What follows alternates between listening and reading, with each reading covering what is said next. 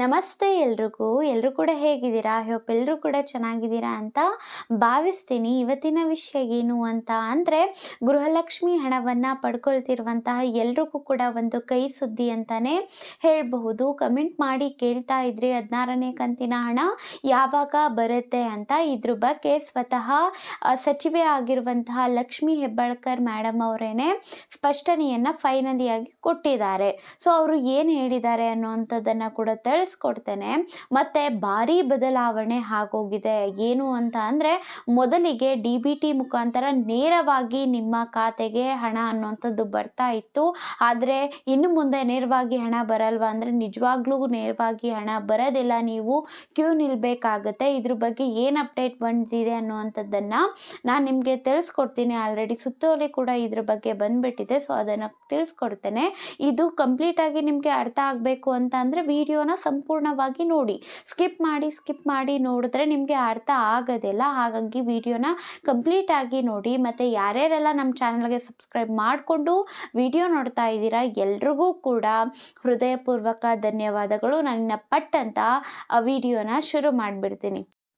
ಈ ಮೊದಲಿಗೆ ಗೃಹಲಕ್ಷ್ಮಿಯ ಹಣ ಅನ್ನುವಂಥದ್ದು ನೇರವಾಗಿ ಮಹಿಳಾ ಮತ್ತು ಮಕ್ಕಳ ಇಲಾಖೆಯಿಂದ DBT ಮುಖಾಂತರ ಎಲ್ಲರ ಖಾತೆಗೂ ಕೂಡ ಬರ್ತಾ ಇತ್ತು. ಆದರೆ ಇವಾಗ ಆಗಿರುವಂತಹ ಬದಲಾವಣೆ ಏನು ಅಂತ ಅಂದರೆ, ಇನ್ನು ಮುಂದೆ ನಿಮಗೆ ಹಣ ಬರೋ ಅಂಥದ್ದು ತಾಲೂಕು ಪಂಚಾಯಿತಿಯ ಕಡೆಯಿಂದ ಬರೋ ಅಂಥದ್ದು. ನೀವು ಅಲ್ಲಿಗೆ ಹೋಗ್ಬಿಟ್ಟು ಕೇಳಬೇಕಾಗತ್ತೆ. ನೇರವಾಗಿ ಬರುತ್ತೆ ಅಂತ ಹೇಳ್ತಾರೆ, ಬಟ್ ಹೆಂಗೆ ಬರುತ್ತೆ ನಿಜವಾಗ್ಲೂ ಹೇಳೋದಕ್ಕೆ ಆಗೋದಿಲ್ಲ. ಯಾಕೆಂತಂದರೆ ಈ ಮೊದಲಿಗೆ ಹಣಕಾಸು ಇಲಾಖೆ ಮಹಿಳಾ ಮತ್ತು ಮಕ್ಕಳ ಇಲಾಖೆಗೆ 2,500 ಕೋಟಿಗಿಂತ ಹೆಚ್ಚು ಅಂದರೆ ಒಂದು ತಿಂಗಳಿಗೆ ಖರ್ಚಾಗ್ತಾ ಇತ್ತು ಈ ಒಂದು ಗೃಹಲಕ್ಷ್ಮಿಗೆ. ಸೊ ಅದನ್ನು ಡೈರೆಕ್ಟ್ ಆಗಿ ಮಹಿಳಾ ಮತ್ತು ಮಕ್ಕಳ ಇಲಾಖೆಗೆ ಆಗ್ತಾ ಇದ್ರು. ಅದರ ಸಚಿವೆ ಆದಂತಹ ಲಕ್ಷ್ಮಿ ಹೆಬ್ಬಾಳ್ಕರ್ ಮೇಡಮ್ ಅವರು DBT ಮುಖಾಂತರ ಎಲ್ರಿಗೂ ಕೂಡ ಜಮಾನ ಮಾಡ್ತಾ ಇದ್ದಂಥದ್ದು. ಇವಾಗ ಅವ್ರು ಏನು ಹೇಳ್ತಾ ಇದ್ದಾರೆ ಅಂತಂದರೆ, ನಮಗೆ ವರ್ಕ್ ಪ್ರೆಷರ್ ಇದ್ರದ್ದೇನೆ ಜಾಸ್ತಿ ಆಗೋಗ್ಬಿಟ್ಟಿದೆ. ಅಂದರೆ ಕೆಲಸದ ಒತ್ತಡ ಜಾಸ್ತಿ ಆಗೋಗಿರೋದ್ರಿಂದ ಇದ್ರ ಮಧ್ಯೆ ಗೃಹಲಕ್ಷ್ಮಿ ಕೂಡ ತುಂಬ ಕಷ್ಟ ಆಗಿಬಿಡುತ್ತೆ ನಿಭಾಯಿಸುವಂಥದ್ದು. ಹಾಗಾಗಿ ನಾವು ತಾಲೂಕು ಪಂಚಾಯಿತಿಯವರಿಗೆ ಕಳಿಸ್ಕೊಟ್ಬಿಡ್ತೀವಿ. ಅಲ್ಲಿರುವಂಥವ್ರು ಎಲ್ಲ ಹಳ್ಳಿಯ ಜನತೆಗೆ ಕೂಡ ಹಣವನ್ನು ಜಮಾ ಮಾಡ್ತಾರೆ ಅಂತ ಹೇಳ್ತಾ ಇರೋವಂಥದ್ದು. ಇದ್ರ ಬಗ್ಗೆ ನಿಮ್ಗೇನು ಅನಿಸುತ್ತೆ? ಯಾಕೆ ಅಂತಂದರೆ ತಾಲೂಕ್ ಪಂಚಾಯಿತಿ ಅಂತ ಅಂದರೆ ನಿಮಗೆ ಗೊತ್ತು, ಅಲ್ಲಿ ಲೂಟಿ ಮಾಡ್ತಾರೆ ಅಂತಂದರೆ ಲಂಚ ತಗೊಳ್ತಾರೆ ಅನ್ನೋವಂಥದ್ದು ಗೊತ್ತು. ಇವಾಗ 75% ಮಹಿಳೆಯರಿಗೆ ಬಂದರೂ ಕೂಡ ಇನ್ನು 25% ಮಹಿಳೆಯರಿಗಂತೂ ಬರೋದಿಲ್ಲ. 500 ರೂಪಾಯಿ ಲಂಚ ಕೇಳುವಂತಹ ಅವ್ರಿಗೆ ನೀಡಂತೂ ಬಂದುಬಿಡುತ್ತೆ. ಏನು 500 ರೂಪಾಯಿ ಕೊಡಿ ಬಂದುಬಿಡುತ್ತೆ ಅಂತಂದರೆ, ಓಕೆ ಇನ್ನೇನು 1,500 ರೂಪಾಯಿ ಆದರೂ ನಮಗೆ ಉಳಿಯುತ್ತೆ ಅಲ್ವಾ, 500 ರೂಪಾಯಿ ಕೊಟ್ಬಿಡೋಣ ಅಂತ ಮಾಡೋವಂಥದ್ದು. ಈ ರೀತಿ ಮಧ್ಯವರ್ತಿಗಳ ಒಂದು ಪ್ರೆಸೆನ್ಸ್ ಇಲ್ಲಿ ಅವಶ್ಯಕತೆ ಇಲ್ಲ ಅಂತ ನಾವು ಅಂದ್ಕೊಳ್ತೀವಿ. ಯಾಕೆ ಅಂತ ಅಂದರೆ, ಮಹಿಳೆಯರಿಗೆಲ್ರಿಗೂ ಕೂಡ ಬರಬೇಕಿತ್ತು ಅಲ್ವಾ.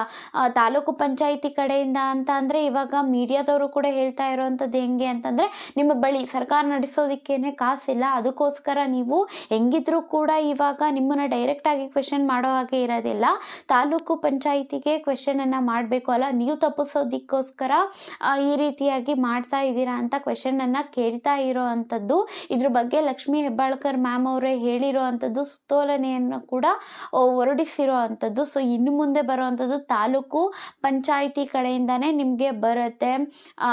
ಎಲ್ರಿಗೂ ಕೂಡ ಬರುತ್ತೆ ಅಂತಲೂ ಕೂಡ ಹೇಳೋದಕ್ಕೆ ಆಗೋದಿಲ್ಲ. ಕ್ಯೂ ನಿಲ್ಲಬೇಕಾಗಿರುತ್ತೆ, ಹೋಗಬೇಕಾಗತ್ತೆ. ನಿಜವಾಗ್ಲೂ ಇದು ಒಂಥರ ಕಷ್ಟ ಅಂತಲೇ ಹೇಳ್ಬೋದು. ಯಾಕೆ ಅಂತಂದರೆ ಬಡ ಮಹಿಳೆಯರು, ಬಡ ಜನತೆನೇ ಹಾಕಿ ಗೆಲ್ಲಿಸಿರೋ ಅಂಥದ್ದು ಅಂತ ಹೇಳ್ಬಹುದು. ಇವಾಗ ಏನಾದರೂ ಈ ಥರ ಮಾಡಿ ಬಂದಿಲ್ಲ ಅಂದರೆ ಶಾಪ ಅಂತೂ ಹಾಕೇ ಹಾಕ್ತಾರೆ ಅಲ್ವಾ. ಎಷ್ಟೊಂದು ಜನ ಕಮಿಟ್ಮೆಂಟ್ಸ್ ಅಂತೂ ಇಟ್ಕೊಂಡ್ಬಿಟ್ಟಿರ್ತಾರೆ. ಏಜ್ ಆಗಿರೋವಂಥವ್ರಂತೂ ಮೊಮ್ಮಕ್ಕಳಿಗೆ ಏನಾದರೂ ಕೊಡಿಸ್ಬೇಕು ಅಂತ, ಇಲ್ಲಾಂದರೆ ಅವರ ಟ್ಯಾಬ್ಲೆಟ್ಸ್ ಔಷಧಿಗೋಸ್ಕರ ಈ ರೀತಿ ಅಂದ್ಕೊಂಡಿರ್ತಾರೆ.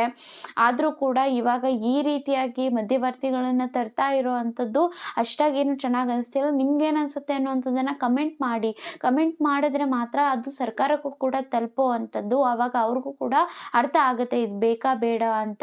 ನಿಮ್ಗೆ ಏನು ಅನಿಸುತ್ತೆ? ತಾಲೂಕು ಪಂಚಾಯಿತಿಯಿಂದ ಕೂಡ ಬರುತ್ತೆ ನಮಗೆ ಹಣ, ಕರೆಕ್ಟಾಗಿ ಬಂದೇ ಬರುತ್ತೆ ಅಂತ ಅನಿಸುತ್ತೆ? ಏನು ಅನಿಸುತ್ತೆ ಅನ್ನುವಂಥದ್ದನ್ನು ಕಮೆಂಟ್ ಮಾಡಿ.